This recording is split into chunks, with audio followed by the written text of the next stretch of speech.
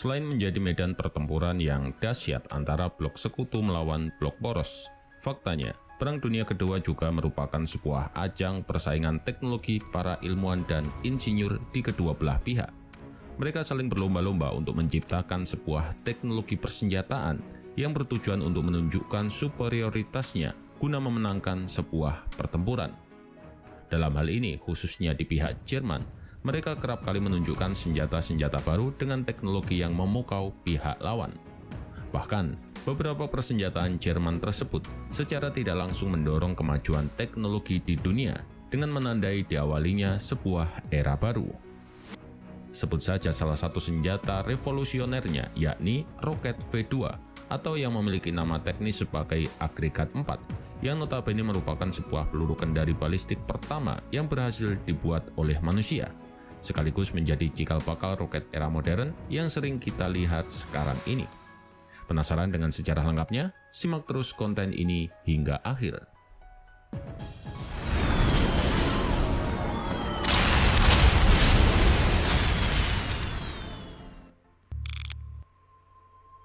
Sejarah pengembangan roket skala besar dimulai pada akhir tahun 1920-an, yakni saat dimulainya proyek roket eksperimental terbesar pertama oleh perusahaan otomotif Opel, yang selanjutnya membuka jalan bagi Nazi Jerman untuk mengembangkan sebuah program persenjataan berbasis roket. Pada tanggal 16 April 1934, seorang ilmuwan Jerman bernama Wernher von Braun berhasil menyelesaikan tesisnya tentang rancangan konstruksi roket propelan cair. Seketika itu juga, pihak militer Nazi Jerman tertarik untuk menggunakan teknologi tersebut guna membuat sebuah persenjataan baru berbasis roket. Ia kemudian digandeng oleh seorang kapten Nazi Jerman bernama Walter Dornberger sebagai pemimpin proyek pengembangan roket tersebut. Setelah resmi mendapat dukungan dari pihak militer, akhirnya von Braun berhasil menyelesaikan dua prototipe pertamanya dengan nama seri agregat 1 dan agregat 2. Ia pun berhasil meluncurkan kedua roket tersebut pada ketinggian 2,2 meter dan 3,5 meter di Kummersdorf pada akhir tahun 1934. Setelah keberhasilan kedua prototipe agregat tersebut, von Braun terus mengembangkan prototipenya dengan dibantu oleh seorang insinyur Jerman, sekaligus sebagai seorang yang menjabat sebagai Kepala Staf Kantor Pusat Penelitian Angkatan Darat Peenemünde bernama Walter Riedel. Mereka berdua mulai memikirkan sebuah roket dengan skala yang jauh lebih besar yang mampu menampung muatan hulu ledak seberat 1 ton yang disyaratkan oleh Kapten Dornberger. Maka dari situlah lahir prototipe A3, disusul oleh prototipe roket A4 setelahnya di tahun 1937. Tetapi, pada seri awal roket A4 ini masih perlu dilakukan pengembangan lebih lanjut, terutama pada bagian aerodinamis supersonik, giroskopik, dan kontrol kemudinya. Hal tersebut terus ditekan untuk bisa memenuhi kebutuhan, dan yang terpenting dapat menggait minat Adolf Hitler, yang notabene saat itu kurang tertarik dengan proyek tersebut. Pada akhirnya di tanggal 3 Oktober 1942, von Braun beserta ilmuwan yang lain berhasil memecahkan permasalahan tersebut dan melakukan uji coba serta memproduksi roket A4 V2-nya dengan sempurna. Berkat antusiasme dan dedikasi yang tinggi yang diberikan oleh para ilmuwan Jerman, pada akhirnya membuat Adolf Hitler terkesan dan kemudian menjulukinya sebagai senjata counter-attack Nazi yang digunakan untuk melawan sekutu dengan mengizinkan proses pembangunan serta penyebarannya dalam skala besar. Roket V2 lalu mulai diproduksi secara massal di situs Mittelwerk pada akhir tahun 1944 dengan mempekerjakan para tawanan perang dari kamp konsentrasi Mittelbau-Dora. Tercatat, lebih dari 12.000 tawanan tewas dalam proses pembangunan roket tersebut. Sebagian besar para tawanan tewas akibat serangan bom sekutu yang berhasil mendapatkan peta lokasi wilayah Mittelwerk. Sekutu memperoleh lokasi ini dari kelompok perlawanan Austria yang berhasil mengirim denah lokasi ke kantor OSS atau Office of Strategic Service Amerika. Informasi penting inilah yang mendasari lancarnya serangan sekutu dalam Operasi Crossbow dan Operasi Hydra yang kemudian dituntaskan dalam Operasi Overlord untuk menghancurkan basis-basis produksi persenjataan Jerman termasuk proyek roket V2. Semua itu dilakukan sekutu demi melancarkan invasinya ke wilayah Eropa Barat yang kala itu sedang diduduki oleh Jerman. Roket V2 sebagai nenek moyang dari ICBM modern masa kini, memiliki bobot seberat 12.500 kg dengan panjang 14 meter dan diameter 1,65 meter. Ia menggunakan bahan bakar berupa campuran dari etanol dan oksigen dengan perbandingan sebanyak 75 dan 25%. Masing-masing bahan bakar tersebut dialirkan menggunakan turbopump yang terdiri dari 2 unit pompa sentrifugal berkecepatan 4000 rpm. Untuk memberikan proses pembakaran yang lebih maksimal, V2 menggunakan oksidator berupa liquid oksigen atau estrof.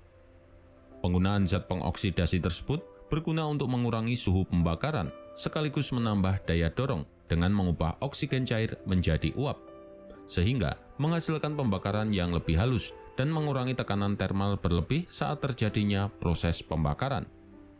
Maka tak heran jika V2 memiliki jangkauan horizontal sekitar 320 km dan ketinggian puncak yang biasanya dicapai kira-kira di angka 80 km. Namun pada tanggal 20 Juni 1944, V2 pernah mencapai ketinggian 175 km yang menjadikannya roket pertama yang mencapai luar angkasa.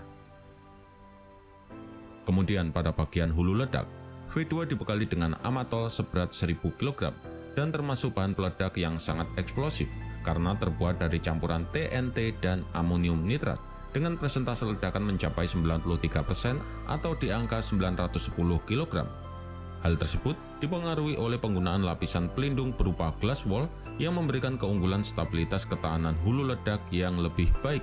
Tetapi walaupun memiliki perlindungan semacam itu, tidak menutup kemungkinan hulu ledak tersebut masih bisa meledak dalam fase re-entry. Untuk bagian kontrol kemudi, V2 dibekali dengan kemudi eksternal berupa 4 bilah sirip ekor dan 4 paling-paling internal yang terletak di jalur keluarnya aliran propellan.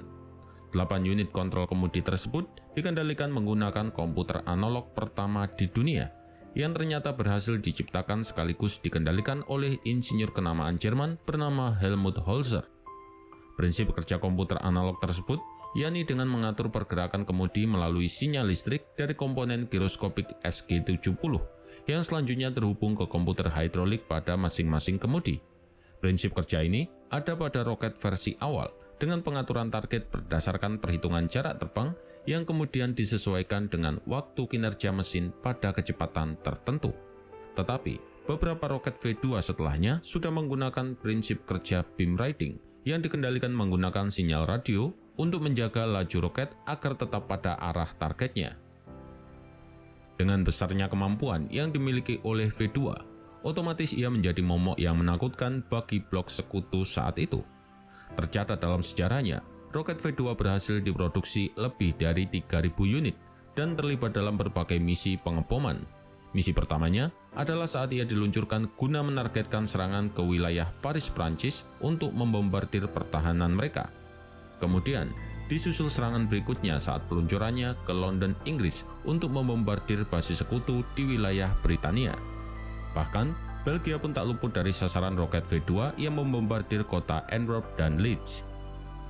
Berdasarkan dokumentasi dari BBC pada tahun 2011 silam, muncul perihal data jumlah korban yang diakibatkan dari seluruh serangan Jerman menggunakan roket ini.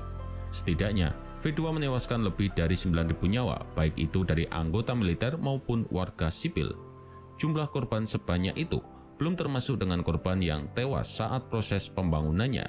Sehingga tak heran jika segala cara dilakukan sekutu untuk mencari informasi mengenai teknologinya untuk kemudian dipelajari. Amerika pun saat itu juga terus menggali informasi mengenai tempat produksi V2 untuk sesegera mungkin menghentikannya. Inilah yang menjadi dasar kesimpulan bahwa banyak perkembangan roket modern yang ada saat ini tak luput dari penggunaan teknologi roket V2 Jerman yang eksis pada Perang Dunia Kedua.